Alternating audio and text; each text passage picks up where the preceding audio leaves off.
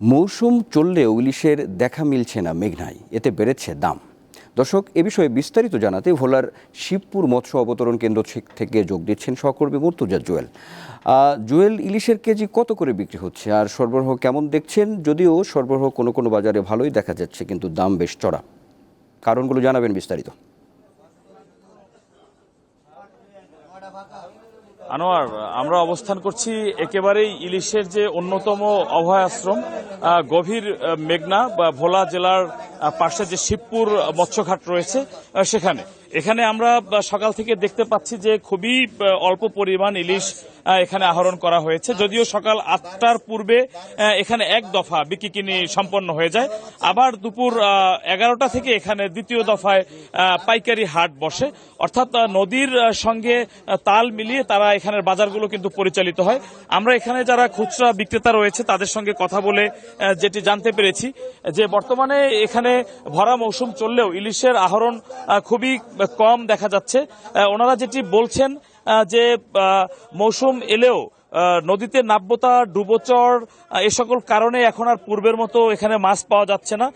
আমরা একজন বিক্রেতার সঙ্গে কথা বলবো যে ইলিশের কেজি আসলে 1 কেজি ওজনের যে ইলিশ সেগুলো কত করে কেজি চলছে, কিংবা 800 থেকে 900 গ্রাম যে ইলিশের ওজন এগুলোর দাম কেমন এই পাইকারি বাজারে। এখন বর্তমানে ইলিশ মাছ মনে করেন 1 কেজির গুলা 16 থেকে 1700 টাকা কেজি পড়ে, আর 800-700 গুলার কেজি চলে 1400 থেকে 1500 টাকা। কিন্তু এখন নদীর পারে যে দাম, এই দাম ওইদিকে নিয়ে বেচা যায় না, বুঝছেন।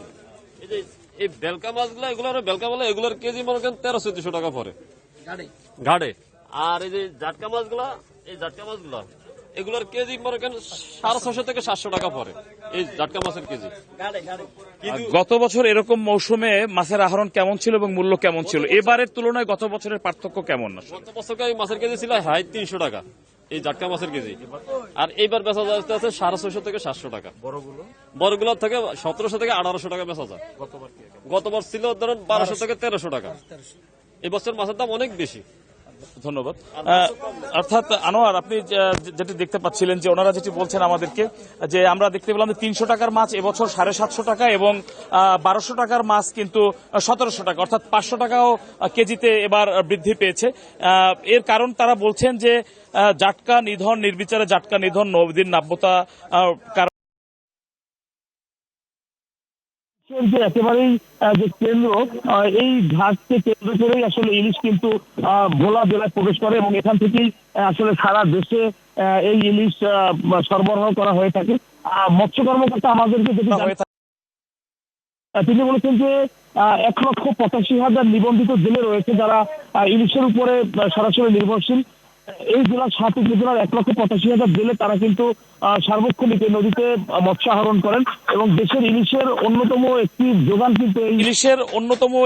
যোগান কিন্তু এই ভোলার মেঘনা থেকে আহরণ করা হয়ে থাকে এবং এই ইলিশই কিন্তু সারা দেশে সরবরাহ করা হয়ে থাকে। কিন্তু আমরা যেটি বাস্তবে এখানে এসে যেটি দেখলাম এবং আমরা অন্যান্য ঘাটে খবর নিয়েছি যে পাশে আরেকটি ইলিশের ঘাট রয়েছে, সেখানেও ইলিশের আহরণ একেবারেই কম। তবে মৎস্য কর্মকর্তা আরো একটি বিষয় বলেছেন যে এই মুহূর্তে সাগরে সিগন্যাল এবং মেঘনা নদী বেশ উত্তাল থাকায় এখানে জেলেরা কিন্তু পর্যাপ্ত ইলিশ পাচ্ছেন না এবং তারা ছোট ছোট নৌকা এবং ট্রলার যোগে যে মৎস্য আহরণ করেন সেটি কিন্তু সম্ভব হচ্ছে না।